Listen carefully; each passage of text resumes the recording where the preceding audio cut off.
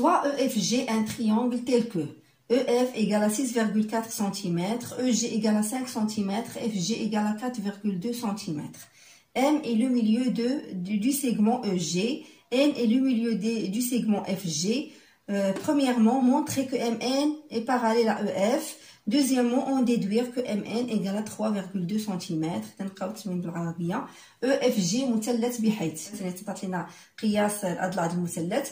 إذا M منتصف القطعة EG، N منتصف القطعة FG. بين أن MN يوازي EF، واستنتج أن MN تساوي 3.2 سنتيمتر. وجيدا هنا ما تطلبش مننا رسم الشكل.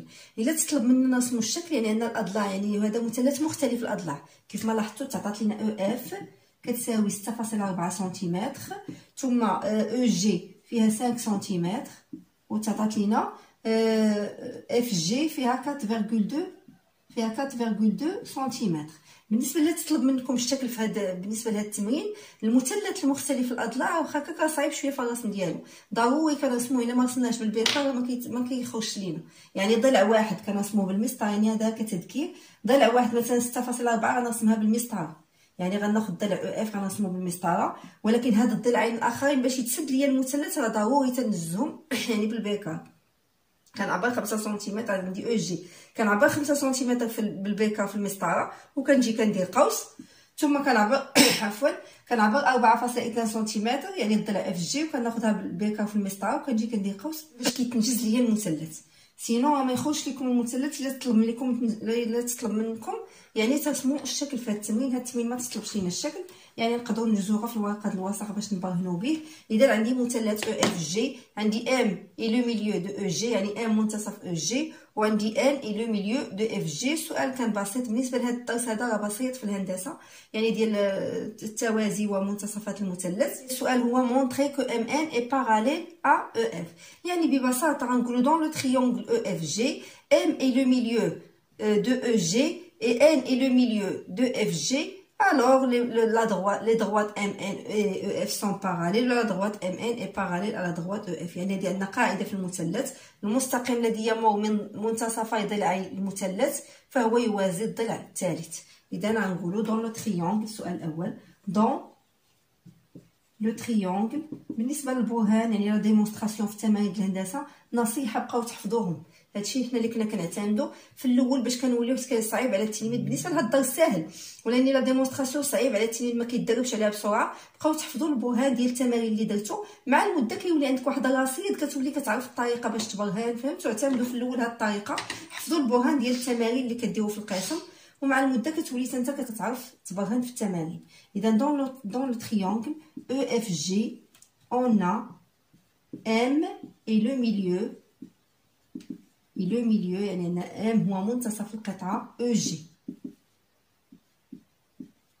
et N et le milieu نفس الشيء القطعه FG، يعني هو منتصف ضلعي المثلث، اذا فهو يوازي الضلع الثالث. alors البرهان بسيط. alors MN est parallèle à EF ولا MN et EF sont parallèles. بالنسبه لأون ديدوير يعني نستنتجوا قياس MN. كذلك عندنا قاعده معروفه، يعني dans un triangle la longueur du segment qui joint les milieux de deux côtés est égale à la moitié de la longueur du troisième côté. يعني فهذه عندنا قاعده في المثلث، يعني المستقيم الذي يمر من منتصفي ضلعي المثلث فهو يساوي طول منتصف الضلع الثالث. هذه هي القاعده باش غنخدموها. نقولوا بويسكو نفس الشيء، بويسكو ام اي لو ميليو دو او جي اي ان اي لو ميليو دو اف جي، الوغ ام ان غنكتبوا نفس هذه الجمله ما غنعاودهاش.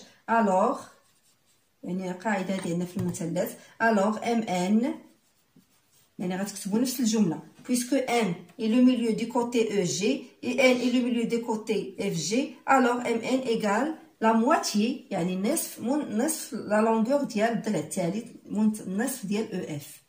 إذا 1/2 EF، وبالتالي mn كتساوي عندنا EF تعطات لنا هي 6.4، إذا كتساوي 6.4 على 2، إذا تساوي 3.2 سنتيمتر. إذا soit ABC un triangle tel que I appartient à B et J appartient à C, et AB égale à 5 cm, AC égale à 7 cm et AI égale à 4 cm, et IG est parallèle à BC. Donc la question y a calculé اي جي يعني لا لونغور ديال اي جي اي ا جي. ا بي سي مثلث بحيث اي تنتمي الى القطعه ا بي وجي تنتمي الى القطعه ا سي، وتعطاتنا قياس الاطوال يعني تعطينا قياس ا بي قياس ا سي ثم قياس ا اي، و اي جي يوازي بي سي. السؤال كان هو احسب اي جي و ا جي. اذا هنا كذلك عندنا قاعده في المثلث، الى ان مثلث وعندنا مستقيم يمر يعني من نقطتين في المثلث ويوازي الضلع الثالث، اذا عندنا القاعده كتقول ان ا اي على ا بي كتساوي ا جي على ا سي. فقط لا تحقق لنا هذا الشرط ديال هذا التوازي هذا، يعني واحد المستقيم تيمر من ضلعين ويوازي المستقيم الثالث. اذا ا اي على ا بي كتساوي ا جي على ا سي كتساوي اي جي على بي سي، وتعطاتنا بعض الاطوال وحنا من خلالها غنحسبوا الاطوال اللي ناقصانا. واحد النصيحه ديما بقاو ديروها، اول حاجه كتبوا الاطوال في المثلث باش كيبان لكم شنو عندكم ملي كتكونوا كتخدموا. مثلا هنا تعطينا هذه ا بي فيها 5 سنتيمترات يعني فيها 5. ا سي تعطات لنا فيها 7 يعني نفس الشيء الضلع الاخر في المثلث فيه 7. ثم تعطات لنا ا اي فيها 4 سنتيمترات يعني هاد لا ديستانس هادي ا اي. اذا الجواب هو كالتالي: dans le triangle ABC on a I appartient à AB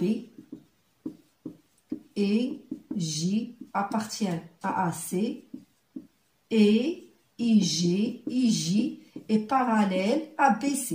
يعني هو تحقق لنا هذا الشرط اللي كيعطيني ديك المتساويه يعني ديك النسب.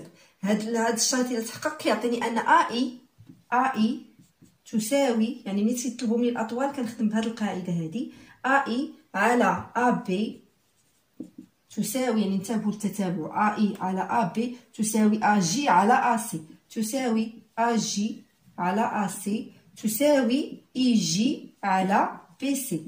كنعوض اللي معطيين ليا باش كنعرف انا ناقصاني تطلب مني نحسب اي جي، يعني خاصني اي جي وخاصني